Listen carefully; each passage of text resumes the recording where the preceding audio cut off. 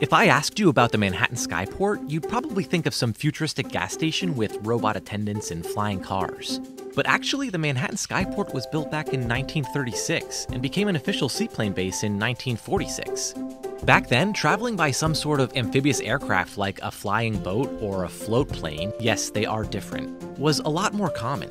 In fact, there were seaplane bases across the country, including Boston, Philadelphia, Miami, Seattle, and more.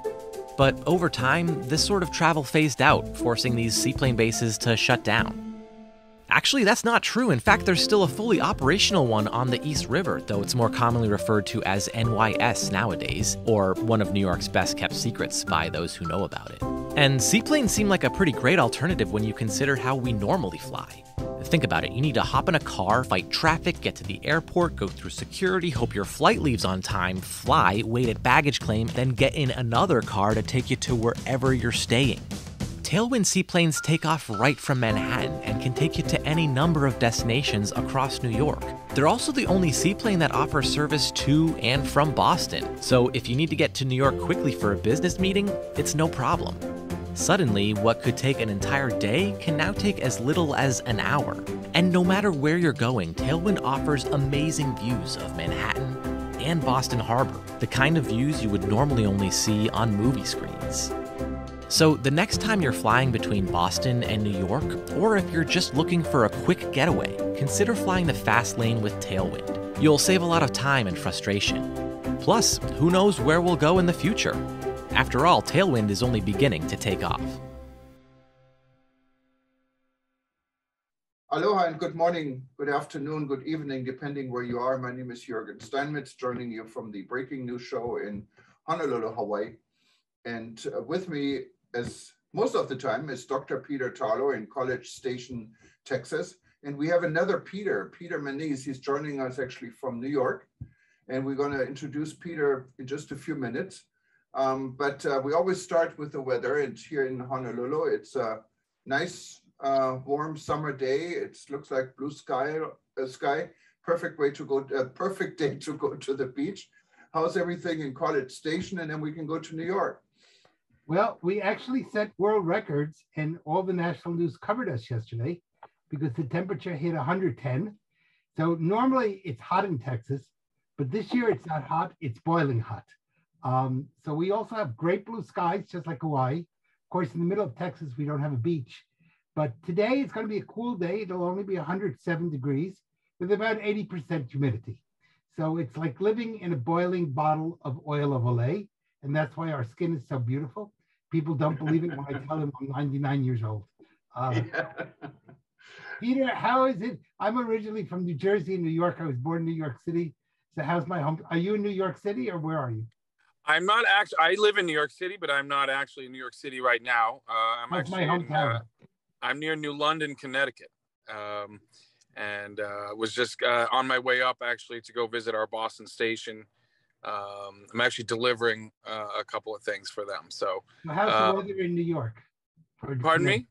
How is your weather in Connecticut or New York? You know, it's beautiful, actually. It's a little hot, hotter than it has been, but a gorgeous blue day. You know, the ocean cools things down a little bit. So probably looks a little bit more like Hawaii than Texas right now. And of course, Peter has... when you say hot, what do you mean by hot? Oh, it's probably 85, maybe. If it got to 85 82, here, 85. Yeah. I bet you in the city, you know what? I'll bet you in New York City, it's a little warmer than that right now. But you know, if it got to 85 degrees here, we would declare a cold spell. Yeah. Yeah. Well, it's 78 here, so we're still starting. So I guess it's cool in Hawaii. And of course, Peter has some beaches in New York. And not only that, he has a business that operates pretty much on the water.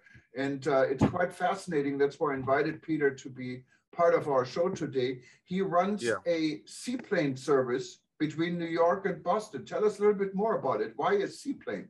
Who you guys go from Hudson River to?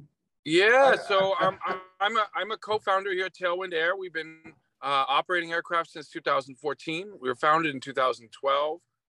We run both scheduled and charter seaplane service all around the Northeast. We have another side of our company that manages individual owners' aircraft and charters them. Those are not all seaplanes. A lot of those are jets and turboprops. But our seaplane side is what I spend a lot of time on. We have 8 or 9 destinations that we fly to from both Manhattan and Boston Harbor. And then our core route that we've been working on for the last year plus now is a high frequency service between Manhattan and Boston Harbor that saves people a lot of time, bypasses airports, train stations, a lot of congestion, and operates into East 23rd Street in Manhattan on the East River, and then lands in Boston Harbor and drops people off at the Fan Pier Marina, as well as Rose Wharf, both in the Seaport and financial districts of Boston. So Peter, right now, having grown up in the New York area, I know that all 3 airports are very congested. And Yes. I used to commute between New York and Boston. It's about an hour flight.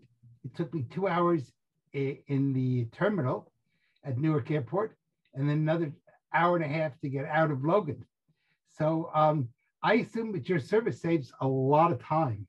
How are you doing as far as the big pilot shortage and employee shortage? Are you guys on time? Are you running? Because this is really valuable if you got to get to Boston. Yeah, no, it's interesting. Seaplane pilots, commercial seaplane pilots, where an FAA 135 operator, DOT approved, all that regulatory stuff. Commercial seaplane pilots are a rare breed, but they love what they do. Obviously we've got a lot of cost pressures, but we are able to staff our aircraft. All of our aircraft are operated with 2 pilots on board. And we've got a lot of very experienced captains that have been flying, especially in the Northeast, specifically Manhattan, for many, many years. That side, we've been remarkably punctual and on schedule. Something the major airlines cannot say right now. Yeah, we don't deal with a lot of their stresses. I mean, our biggest limitation really as a seaplane operator are things that are inherent to seaplanes. Poor visibility does not allow us to land in the water. All the seaplanes we operate, notably, and people sometimes don't appreciate it, we operate the amphibious version of the Cessna Caravan, which is a very popular aircraft all around the world. Ours have both floats and wheels on them. So we do divert when weather doesn't allow it. We'll divert to local airports, whether that be Logan Airport or White Plains Airport or Teterboro in New York. New Jersey, yeah. Teterboro. I'm just curious. We had a local service here. We still have it on Mokuleia Airways in Hawaii, where people can go to Molokai or Lanai from Honolulu, and they can bypass TSA security because they're going from another airport, from a secondary airport here in Hawaii. And of course, there's some security. How do you guys work this on your airline? So yeah, Mokulele also operates the Cessna Caravan. They just operate it with wheels. I know a little bit about that company. Their parent company is a company we work with closely. We operate under a section of the of FAA rulebook and the TSA rulebook with 9 or less passengers. We don't have to have the same infrastructure set up. We do screen our passengers in advance. We do positively identify our passengers, but there is no traditional airport style security because of the places we operate in and out of, where that would be impractical or not scalable. So Peter, most people have never been on a seaplane. Why don't you let's say that I'd like to take my family on a seaplane trip from New York to Boston, or walk us through. Yeah. So now, how do you? Sure. So you arrive. So let's say if you're starting in Manhattan, we're on East 23rd Street, which is about equal distance between Midtown and downtown. You would take you could walk or take a bus or take a short cab ride. Passengers only need to be there 10 minutes before departure time. Very different from a traditional airport. How do you buy tickets? Do you have to buy them online? Do you buy them? Yeah, so our tickets, you can buy them online. You can buy them by phone 24 hours a day. We also have an app, and they're also actually available in the global distribution system. So you can go to your favorite travel agent, and they could actually book if they So knew you're what they part were. of the Sabre system, or Yes. So do Yes, travel and that's agents? through that's through a co-chair partnership we have with Southern Airways Express.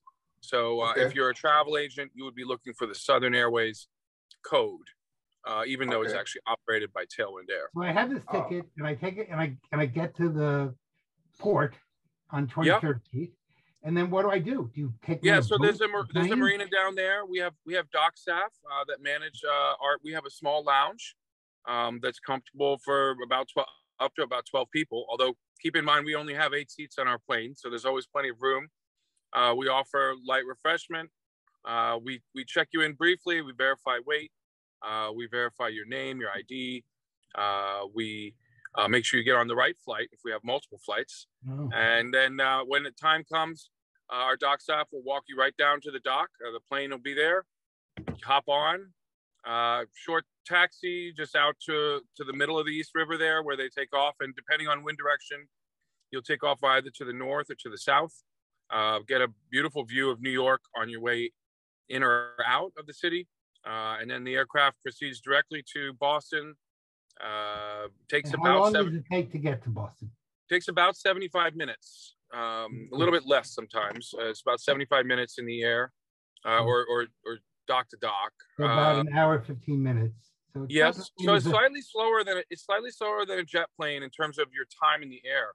But keep in mind, companies like Delta, when they have a regular LaGuardia to Boston shuttle, they've probably factored in about 45 to 50 minutes of just dead time. Going through to dodging other, airplanes and waiting online to take off and all those kinds of things. We don't really experience any of those things on a typical day. And so ultimately, when you get off on the other side, in Boston, there's a small taxi boat that takes you from our footing dock over to our other lounge, which is at the Fan Pier in the Seaport district of Boston. And then you're walking distance to almost anything in downtown Boston. Now, how much baggage are you allowed? We allow up to 20 pounds of baggage. So we can occasionally allow for more if people make a special request and we have the flexibility. But we are more restrictive. Service is primarily designed around kind of short stay travel, whether that be business travel, whether that be 2 or 3 day or weekend excursion or something like that. It's really optimized for that kind of thing. How much does it cost to fly? Tickets on our Boston, New York service range from $395 to $795. That depends a little bit on bookings, advanced purchase, a number of other more traditional airline factors. Obviously, the later and more full your flight is, the higher the ticket will be. And that's round trip, right? Or is it each way? No, that's each way. Wow. So it can be $800 each way. So it'd be $1,600 round trip. It could be, yes. If you, that would be basically, the last seat on the plane, both ways on very short notice. But it also could be, under $700, under $800. It's a premium service. Our service competes against obviously the shuttles that are designed for business travel, as well as Acela. Last minute Acela tickets are often in the $300 range one way. So what is Acela? Is that the train? Acela is what Amtrak calls its fast train. So you're competing against how long does the fast train take to Boston? The fastest train between New York and Boston is 3 hours and 35 minutes, I believe. So you're a lot faster than that train. It's a lot faster. The service is really designed for a time-sensitive premium traveler. Yeah. Typically, our prices are between 1.5 and twice the fare of an Acela ticket or a shuttle ticket. At the last minute. And are you usually booked? We are. We're flying 7 days a week now, 3 times a day. We have some flights are very full, others are not. We have the capacity to add frequency as needed. We're actually the only company in the world allowed to land in Boston Harbor right now. So we have unique advantage. It certainly seems to be very popular with business travel, leisure travel, a lot more leisure travel than we would have thought. Some international tourists are trying our service, as a way to get between cities while they're on East Coast tour. It's basically a sightseeing trip as well. Our aircraft are not pressurized; they fly low, so you're going up the entire eastern seaboard, as well as those two big cities, and seeing all from the air on the way in and out. Does the pilot give a running commentary while you travel? I think one or two of our guys like to point out certain features, but otherwise the windows are huge on those airplanes. A lot of it is relatively self-explanatory. Yeah. And since we have Peter on the call, and we always discuss safety and security, we touched the check-in procedure, what seems to be a lot more relaxed, but equally efficient compared to the TSA requirements. What about operating these aircrafts in what type of weather can you fly? Are there certain conditions where you don't fly, and what do you do if you don't fly? Yeah, so our aircraft there are limitations to seaplanes. Seaplanes cannot land in the water at night, so we don't operate into the water at night. They do have to have certain visibility minimums to land in the water during the day. So if there's a fog bank or clouds are excessively low, our pilots have to be able to see where they're going and see what's on the water, because there could be anything on the water. We share the water with boats, ferries, kayakers, you name it. Other than that, we don't operate our seaplane service from basically Christmas, around Christmas time, until the third week of March. And that's primarily limited due to icing. The aircraft are best not flying into known icing conditions. So we seasonally shut down the service. You should move the planes to Texas. Then you won't have to worry about that. Well, we do fly some of our seaplanes down to Florida area, and they do some flying down there, mostly serving the Caribbean, actually, from Florida, which is. Does it ever get too hot for the plane to take off? Not really. I mean, certainly on very hot days, you may have a longer takeoff roll, or potentially even a slightly, lower allowance for weight. We have a full-time 24-hour dispatch center. Our pilots have all the weight and balance information that they need. We are extremely vigilant around weight and balance on the aircraft. It's really built into almost everything that we do, is ensuring all those things. I'm not a detailed enough Cessna Caravan pilot to tell you exactly what point we start taking a weight penalty, but it's extremely rare. I would say maybe 1 or 2 days a year we might have to reduce the total weight. Hi, I'm Jonathan Welsh, travel editor for Flying Magazine, and today I'm traveling from New York to Boston with Tailwind Air, a seaplane service that recently began its first full season flying this route. Getting there quickly is the point with Tailwind, and our pilots, Holt Lindenberger and Adam Shevitz, met us on the dock and did everything for us except waste time. Within a few minutes, we were on board and on our way. After taxiing past tugboats, pushing barges, and other marine traffic, the Cessna Grand Caravan turned upriver and accelerated for takeoff. We quickly caught up with that barge. While the river's far wider than a typical runway, safely sharing space with boats demands a little extra attention.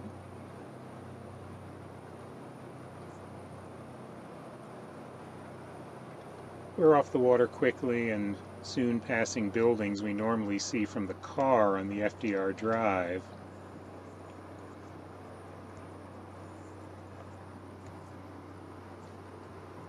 The skyscraper seems so close, and so does that 59th Street Bridge. Already I feel relieved to be watching the traffic from aloft instead of driving in it. If you've ever traveled between New York and Boston, or even just around either city, you know how challenging the traffic can be. Even looking down on jets as we pass over LaGuardia Airport reminds me of how difficult it can be, and time-consuming, just finding a commercial flight and getting to it.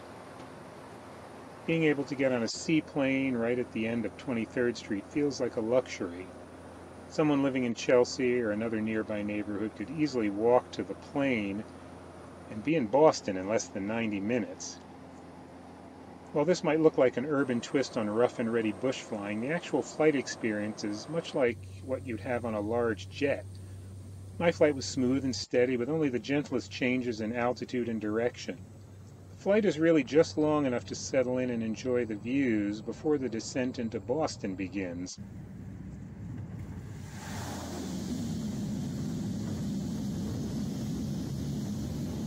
Once on the water, we taxied to a floating dock where a shuttle boat picked us up for the short ride to the pier.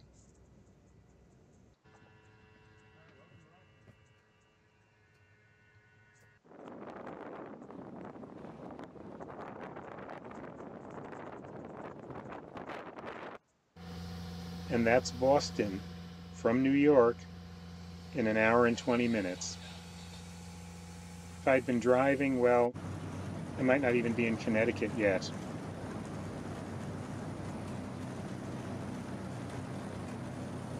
I had to get right back to New York, and within a few minutes we were off again. Flying direct, yes, but starting with a sweeping circuit of Boston's vast, wonderful waterfront. I didn't get that on my last airline flight out of Logan.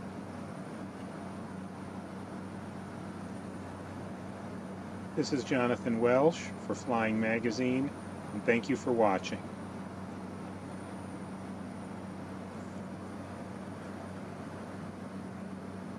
Now, since we have a lot of our listeners and readers, of course, are also overseas, and you mentioned tourists are using your service and business travelers, and you're connected to the GDS systems like Sabre.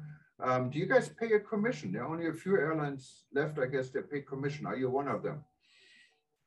Yeah, so we do offer commissions on seats sold through the GDS to travel agents. It's extremely rare for a domestic airline to offer that.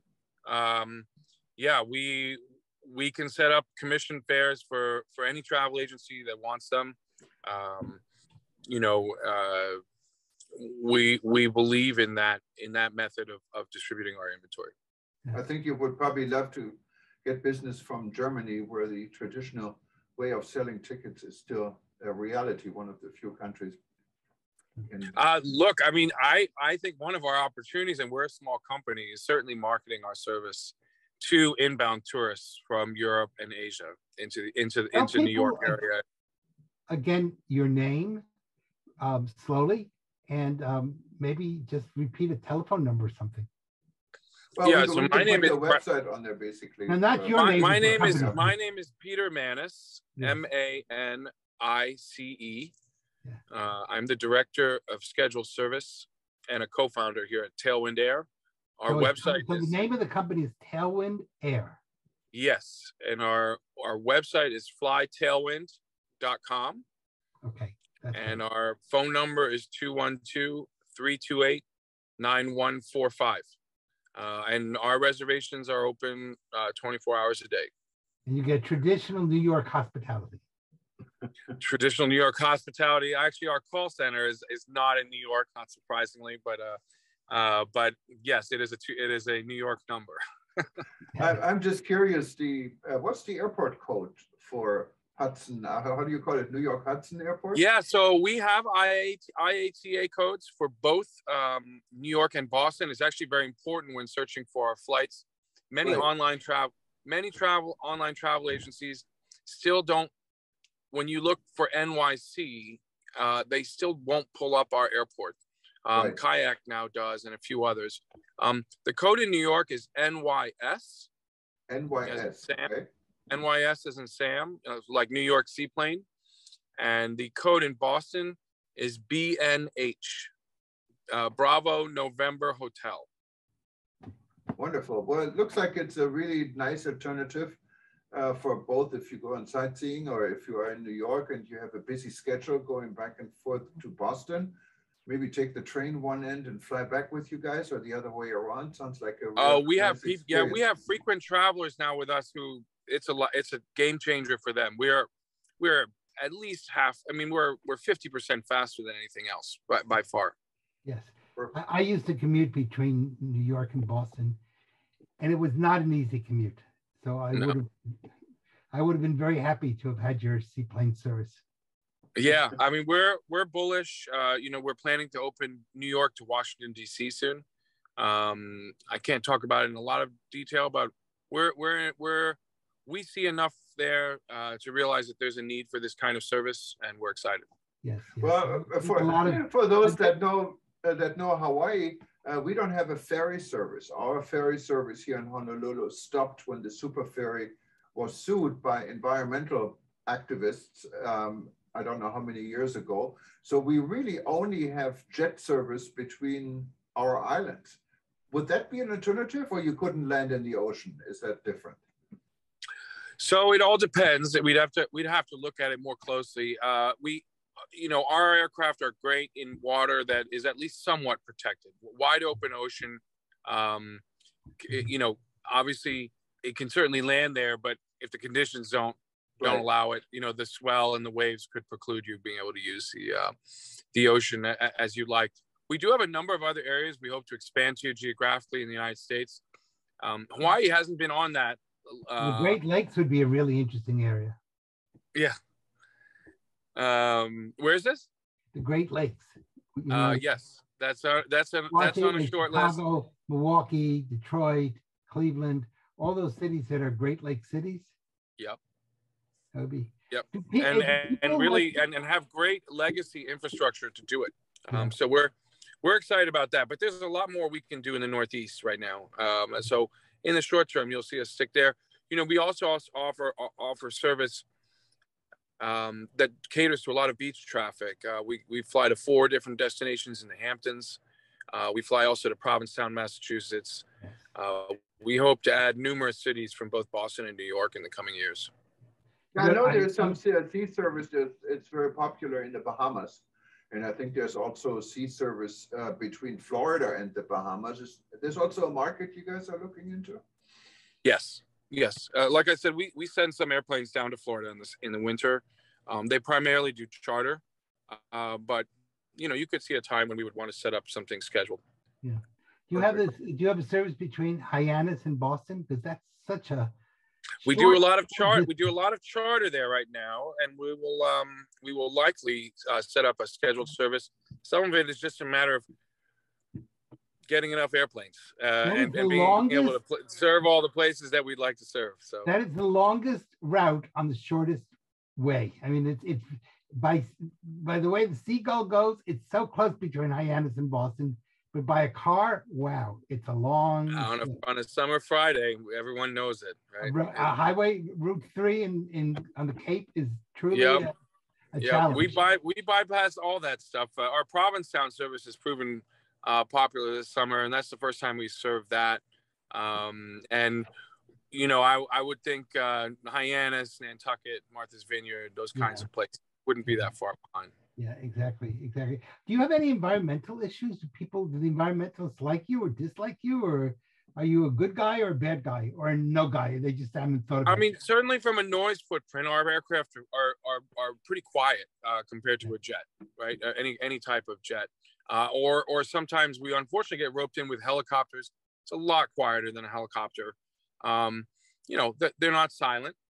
So, you know, we're careful to not oversaturate any particular area. We go through all the environmental reviews.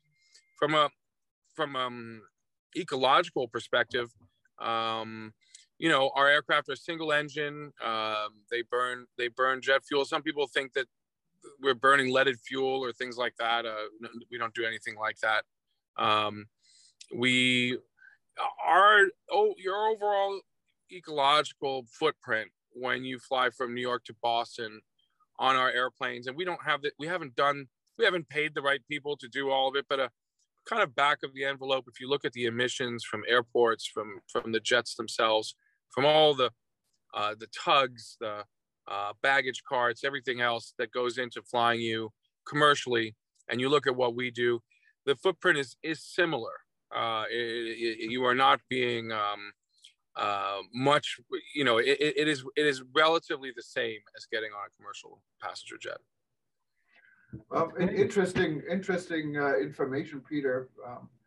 Wish you all the best, and I think we're pretty much at the end of our show today. Yeah, I would say just really quick, when it comes to that side too, we aim to be one of the first to use electric aircraft. They're coming to our market, regional aircraft. Wow. We've already announced partnerships with 2 different electric aircraft manufacturers. So you'll see us be leaders in innovating away from fossil fuels when the technology is ready. Well, we should have another.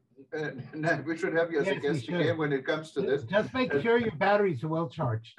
Of course. Yeah, of course. guess that's important. Maybe even have a backup. But well, thank you, Peter, so much for being a guest today on our show. And for those that are watching us and you missed some of it, just stay tuned. We're going to repeat this every 2 hours, like we always do, for 24 hours, and then you can see it on breakingnewsshow.com. And of course, you can watch it on all our channels, including eTober News, Aviation.travel, Meetings, Hawaii News Online, and in our foreign language editions overseas. Thank you again, and we hope and wish you well. And when I get to New York next time and have to go to Boston, I know who to call. Exactly. Thank you, Juergen, and thank you, Peter. Thank you. You have a wonderful day. Enjoy Connecticut. Bye-bye. Aloha from here. Bye-bye.